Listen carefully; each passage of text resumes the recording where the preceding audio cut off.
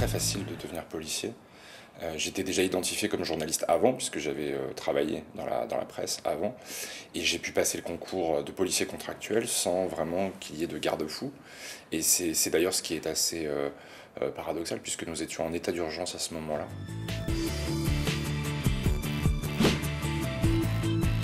Déjà par l'utilisation récurrente qui est le mot bâtard. Le mot bâtard, donc c'est le mot générique qui désigne des jeunes hommes noirs d'origine arabe ou des migrants. Dans les faits, ça se traduit par moi, toutes les violences policières que j'ai pu observer sont toujours sur des jeunes hommes noirs d'origine arabe ou des migrants. Ça, c'est systématique. Tous les policiers ne sont pas racistes et tous les policiers ne sont pas violents, loin de là. Vous avez une majorité de policiers d'ailleurs qui ne l'est pas, mais qui pâtit de cette situation-là et des agissements de cette minorité de policiers racistes et violents.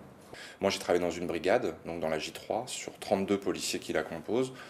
4, 5, 6 policiers ont des comportements racistes et violents.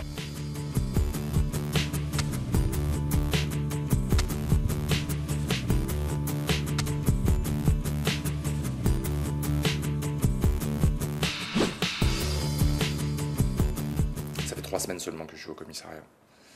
J'ai passé 1 an et demi pour arriver à ce que je voulais, un commissariat de police, infiltrer un commissariat de police. Et au bout de 3 semaines, si j'avais dénoncé la bavure, si j'avais fait un témoignage honnête, évidemment, j'aurais été mis au placard. Pourquoi? Parce que dans la police, il n'y a pas de balance. Il n'y a pas de traître dans la police. C'est l'omerta, la loi du silence qui règne. Ensuite, ne pas dénoncer cette bavure-là sur le moment, ça me permet aujourd'hui de pouvoir la raconter, la dénoncer. Pouvoir raconter aussi comment des policiers se couvrent entre eux.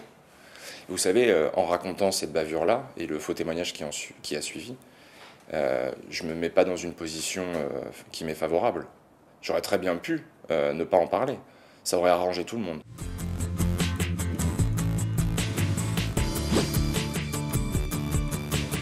Le fait d'être policier, c'est brasser de la misère humaine tous les jours. C'est baigner dans un univers totalement anxiogène.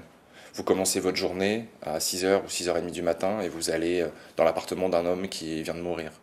Vous pouvez aller sur la place Stalingrad dans le 19e arrondissement, vous allez contrôler des gens qui sont toxicomanes et qui du coup par l'usage et l'effet des drogues deviennent imprévisibles. Vous pouvez surveiller des gens qui sont en garde à vue.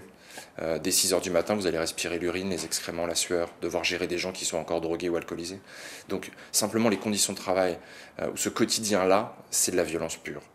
Ensuite, vous travaillez dans un environnement qui est dégradé. Le commissariat du 19e arrondissement, par exemple, il a été construit il y a 20 ans environ. Vous avez déjà des infiltrations d'eau. Comme policier, vous devez racheter du matériel, des lampes, des gants, des chaussures, un ceinturon, sur vos propres deniers, parce que le matériel qui a été fourni par l'administration n'est pas assez bon. Ensuite, vous avez aussi le manque de reconnaissance de la hiérarchie, d'une partie de la population qui vous déteste ou qui vous laisse faire.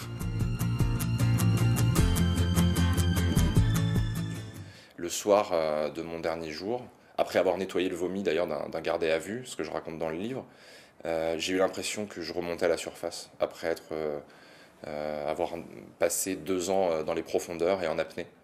Mais pour redevenir pour retrouver plutôt le cours d'une vie normale, il a fallu du temps.